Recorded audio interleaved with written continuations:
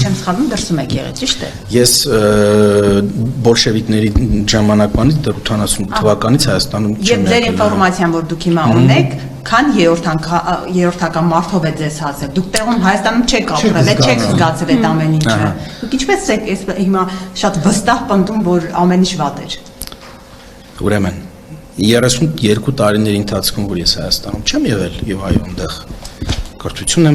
մեծացել եմ, կրթություն եմ ստացել, դու աշխատել եմ, այդ այնտեղ նաեւ քաղաքական գործունեությամբ եմ զբաղվել։ Այդ ընթացքում ես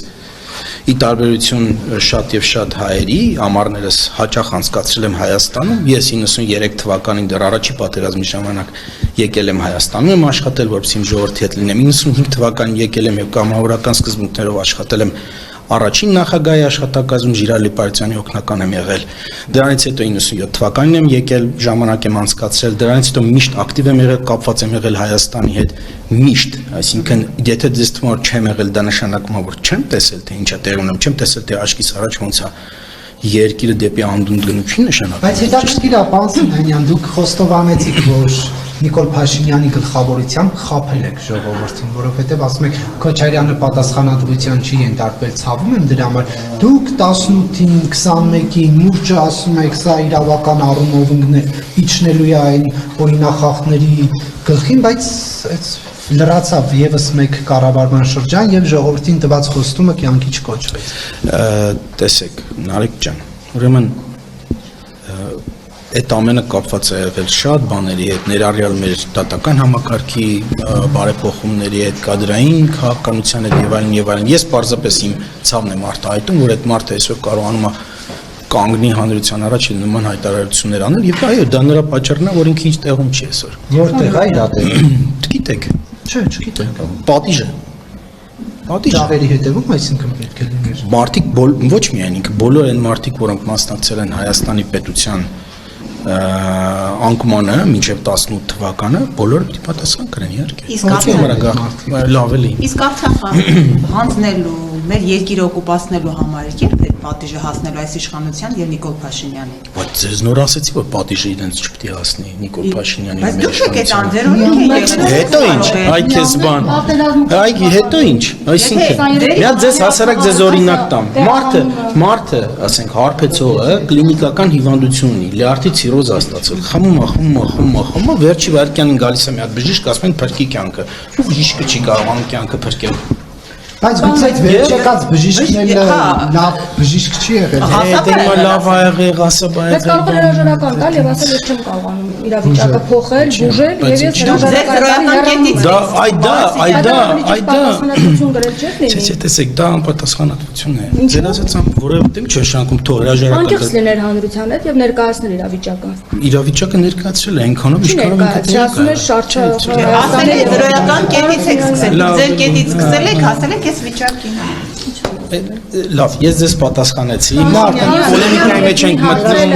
Նաև Թուրքի հետ կապված ես հարցնում։ Թուրքի հետ կապված նաև այսպիսի տեղեկություններ կան, որ անընդունելի եկեղեցու դեմ գործողությունները, որոնք տարվում են Սփյուռքահայերի շրջանում եւ այս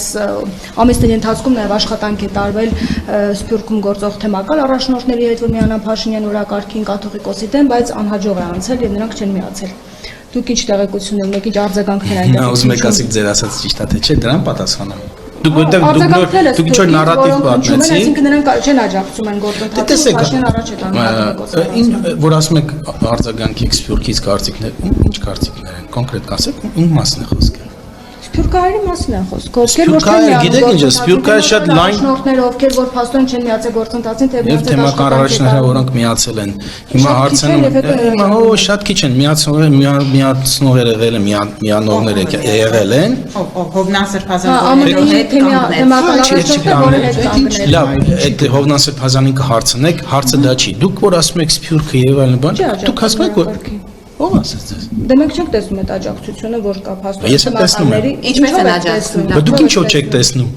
Որ չեն միանում Փաշինյան օրը։ Ո՞վ ասեց չեն միանում։ Բայց ո՞վ ասեց որ չեն։ Ո՞վ ասեց չեն միանում։ Բայց ձեզ ո՞վ ասեց որ չեն միացել։ Կարող է միացել են։ Դուք խոսում եք, դուք ասենք Սփյուռքի հետ խոսում եք երբևէ։ Դուք տեղեկություններ ունեք, որ միացել են։ Շատ-շատերը։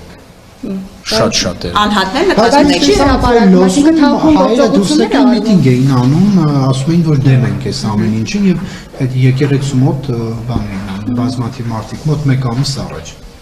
Եվ ասենք ազատ երկիր է, հա, 1 ամիս առաջ բազմաթիվ մարդիկ դուրս են, բազմաթիվ մարդիկ դուրս գալը ոչինչ չի նշանակում։ Չերեմուխա չեն նետում բողոքի դուրս եկած մարդկանց վրա ճիշտ է ազատ երկիր է։ Չերեմուխա չէ, այնտեղ դուք լավ համակարգի հետ, դուք համակարգի հետ լավ ծանոթ չեք, ես որպես մարդ, որը քաղաքապետ ա եղել, ունտեղ շատ լավ ոստիկանապետ։ Հա, ձեզ ասեմ, եթե այնտեղ որևէ մեկը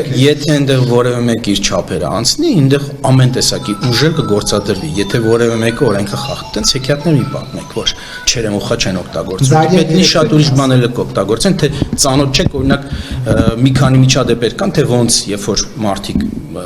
փորձում են ուժ գործադրել պետության դեմ, Ամերիկան ոնց է դրան արձագանքում։ Պասինյանյան կրկին պետք է անդրադառնամ Ռոբերտ Քոչարյանի հայտարարություններին, ասում է չեմ հանգստանա, միջև քո բաղականներին չհեռացնեմ։ Անհանգիստ մնալու է մարդը, ինչ։ Նաև ասում է ոչ մի առաջնորդ իմ չափ փորձ չունի, վարչապետը սիրելու համար չէ։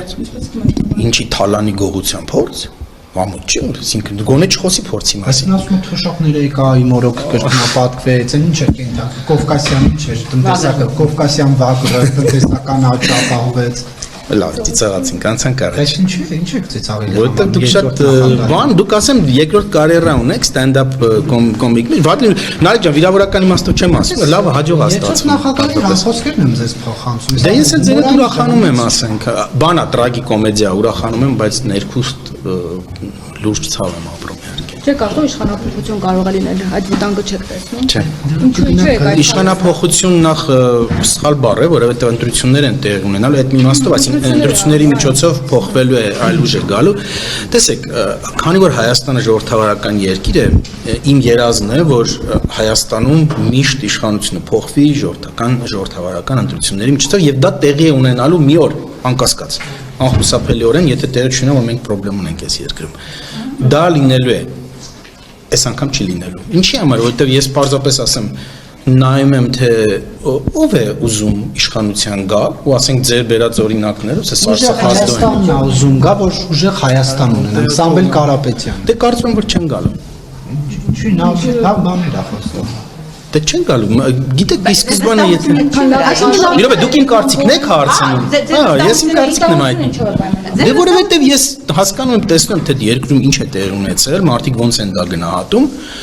եւ հասկանում եմ, որ մեր ժողովուրդը արդեն մի անգամ, երկու անգամ ցույց է տվել իր իմաստունությունը, եւ մեր ժողովրդի իմաստունությունը չի թույլատրի, որ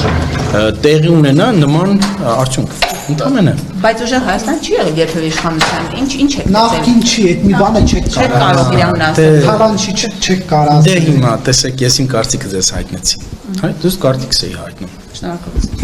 Շնորհակալություն։ Ստեսին։